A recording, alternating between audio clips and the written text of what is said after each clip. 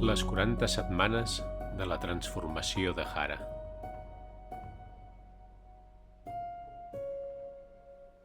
Novena setmana. Explorant les sensacions corporals. Durant aquesta setmana, Laia va introduir una pràctica nova: utilitzar les sensacions corporals com a àncora per a la consciència. Les sensacions físiques són el llenguatge del cos, va explicar. Quan experimentem emocions, aquestes sovint apareixen primer com a reaccions corporals: tensió a les espatlles, nus al ventre o sensació de fredor al pit. Si aprenem a estar presents amb aquestes sensacions, podem començar a comprendre millor el nostre estat emocional. Per a Hara, que acostumava a viure en el terreny dels pensaments i les idees, això suposava una manera completament nova de practicar la consciència.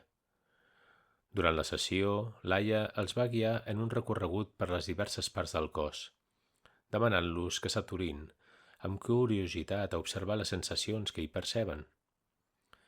No intenteu canviar res, els va advertir. Només observeu amb una ment oberta. Hara va intentar seguir les instruccions, però es va adonar que la seva ment continuava vagant.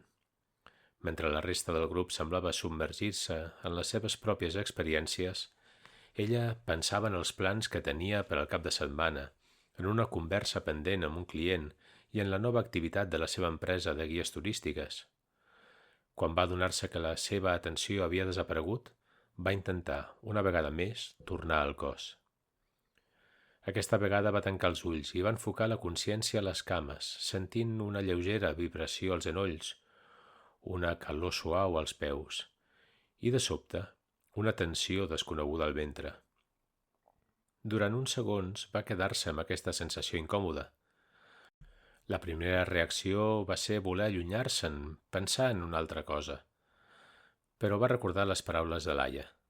Només observa. Es va quedar amb la incomoditat, notant com la tensió s'intensificava i després disminuïa lentament, com una onada que anava i venia. Quan va obrir els ulls al final de la sessió, es va sentir estranyament alleujada. Què era allò? D'on venia? Potser havia estat allà durant molt de temps i ella mai no ho havia notat? En tornar a casa va decidir continuar explorant aquesta pràctica. Aquella tarda, mentre treballava a la botiga, va sentir de nou la tensió al ventre. Va fer una pausa i va tancar els ulls, notant el seu cos en detall. A poc, la tensió es va estendre per les espatlles i va sentir un pes a la mandíbula. Què li estava passant? Després de reflexionar uns instants, va comprendre que aquella tensió s'havia activat en el moment en què la seva mare havia mencionat casualment que potser seria bo que es prengués la feina més seriosament, com la seva germana Amèlia.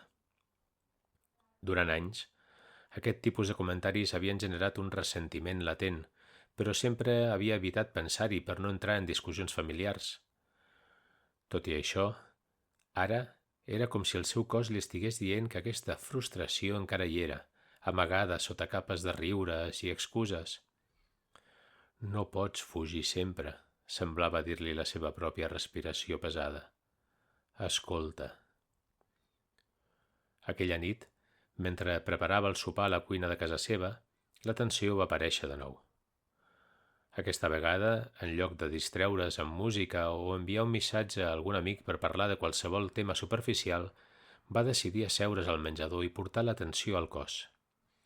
Va notar la tensió al ventre, el malestar al pit, l'ansietat subtil al cap.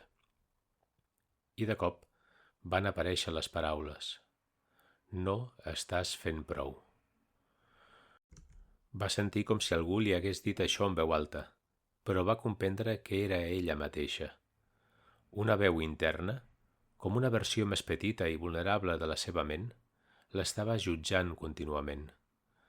No estàs fent prou. No estàs a l'alçada. Tothom avança i tu estàs atrapada. Aquest descobriment va ser revelador. Mai havia reconegut el poder d'aquella veu fins que va començar a sentir les seves conseqüències al cos. Durant els propers dies va decidir no fugir d'aquestes sensacions. Va decidir explorar-les. Va ser difícil, perquè Hara preferia les emocions lleugeres, la diversió i el dinamisme, però amb cada observació l'atenció semblava perdre una mica el seu poder. Cap al final de la setmana va rebre una trucada de la seva germana Amèlia, que volia que l'acompanyés a triar alguns mobles per a la nova habitació del nadó. Mentre passejaven per la botiga, Amèlia va començar a parlar de com se sentia aclaparada per la responsabilitat de la maternitat. Hara va percebre un nus al seu estómac, però, en lloc de fugir-ne, va aplicar la consciència del cos que havia pres. Va observar la tensió i va decidir obrir-se a la situació, sense intentar ocultar-la. «Jo també em sento aclaparada, a vegades», va confessar-li. La seva germana va aixecar la vista, sorpresa. «De debò, però sempre sembles tan segura?» «No sempre», va somriure Hara. «També tinc les meves lluites. Simplement les porto per dins». Aquell comentari aparentment senzill va fer que la seva germana alliberés una respiració profunda, com si hagués estat retenint l'aire. «Gràcies per dir-m'ho. De vegades em sento sola, pensant que sóc l'única que no pot amb tot». Va ser un moment d'entesa mútua, una connexió basada en la vulnerabilitat compartida. Hara es va adonar que, per primera vegada, havia fet servir la seva consciència de les sensacions corporals per accedir a una veritat més profunda, que mai hauria pogut articular només en paraules. Al final de la setmana, mentre revisava les notes de la sessió amb Laia, va escriure: «Les sensacions del cos són la porta a la veritat que la ment sovint vol amagar».